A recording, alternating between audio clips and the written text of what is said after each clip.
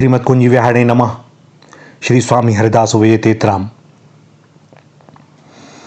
विगत दिनों दास टेर कदम पर रहा।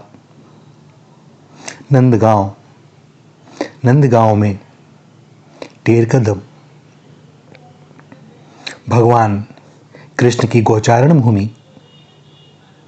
गोपाष्टमी से नंदलाल ने सखाओं के साथ गौओं को चराना आरंभ किया और वे नंदगांव के पास ही स्थित टेर कदम नामक स्थान पर गौओं को चराते। आज भी वहां प्राचीन वृक्षों का सघन कुंज, बाकी तो कुछ समय की बलिहारी, किंतु वहां पर सेवा करने वाले सेवाभावी संतों ने उस प्राचीन स्वरूप को, वहां की मर्यादा को अब तक बचा कर रखने का प्राणपण से प्रयास किया है। यह लीला उसी गोचारण भूमि की। प्रातःकाल कन्हैया नंद भवन से निकलते हैं और टेर कदम आते हैं। भैया, टेर का अर्थ होता है ब्रजभाषा में बुलाना, और कदम का वृक्ष। संध्या समय कन्हैया कदम के वृक्ष पर चढ़कर अपनी गौओं को जो पुकारते हैं, टेर लगाते हैं, इसी के कारण इस स्थान का नाम अब टेर कदम हो गया है।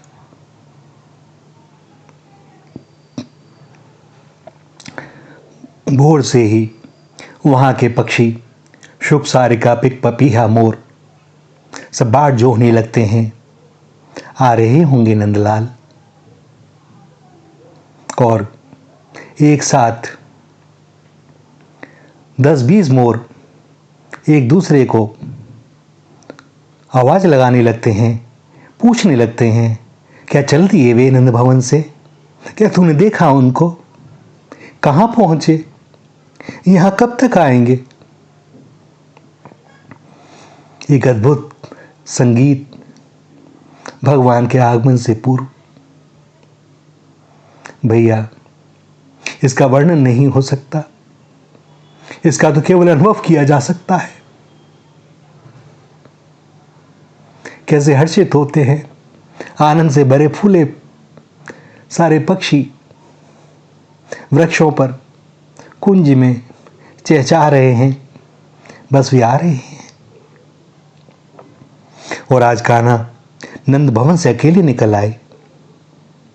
वयस प्रायः 4 वर्ष होगी। सिर पर मयूर पिच मोतियों की माला में जड़ा हुआ, गालों पर चंदन से मनोहर आकृतियां बनी हुई, और माथे पर गोरोचन का तिलक, कानों में स्वर्ण कुंडल, गले में मोतियों की माला और पुष्पहार। उनके सुकोमल भुजदंडों पर चंदन से की गई मनोहर चित्रकारी, और उनके हाथों में रजत कड़ूले। आंखों में मां यशोदा द्वारा लगाया गया पतला सुंदर काजल। पीतांबर में कमर के पास उन्होंने बांसुरी खोसी हुई है। उनके पांवों में चांदी की पायल हैं, जिनमें छोटे छोटे घुंघरू लगे हुए हैं, जो उनके चलने पर रुंझुन रुंझुन का स्वर उत्पन्न करते हैं। अनावृत वक्ष पीतांबरधारी बाल मुकुंद ने नंद भवन की दहलीज से बाहर अपना पहला पग धरा, और प्रथम पग रखते ही चारों ओर दृष्टि डाली, कहीं कोई देख तो नहीं रहा।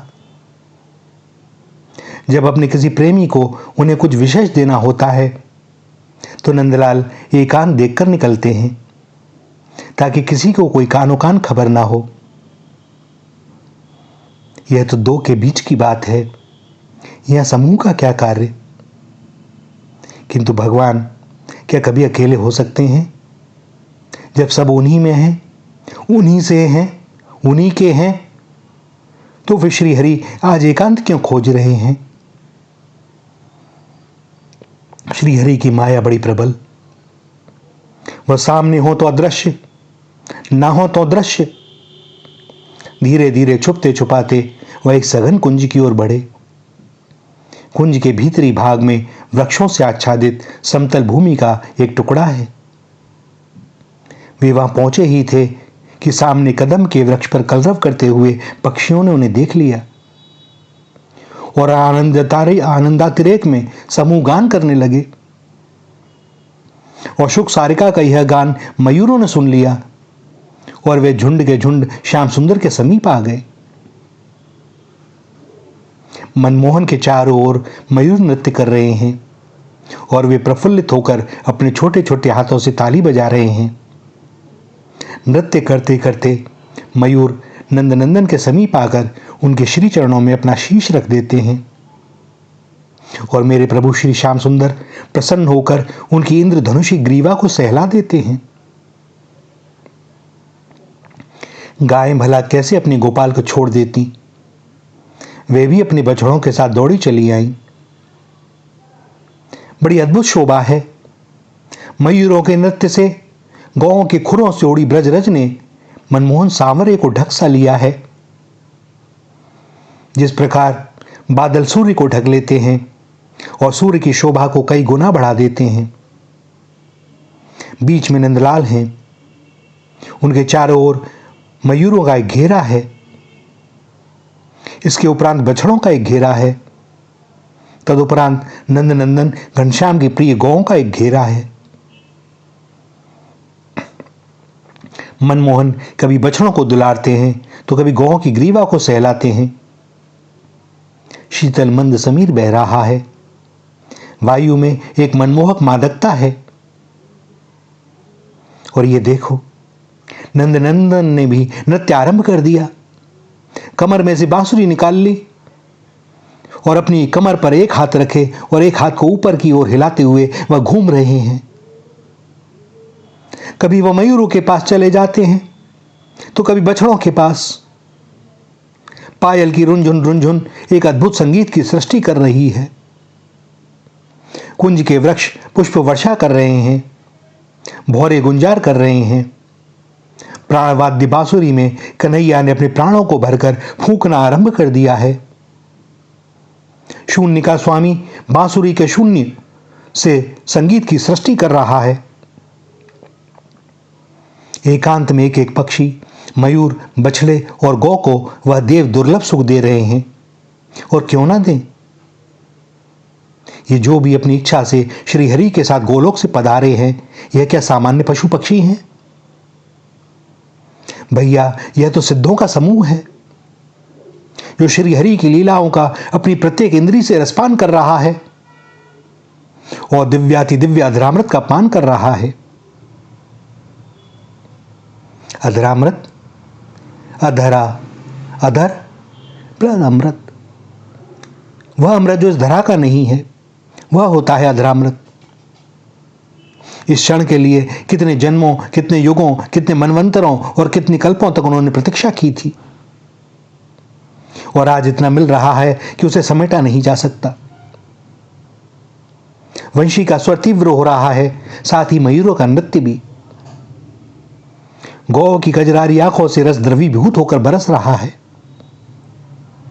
भीग रही है ब्रज की यह पावन धरती आनंद से, हर्ष से।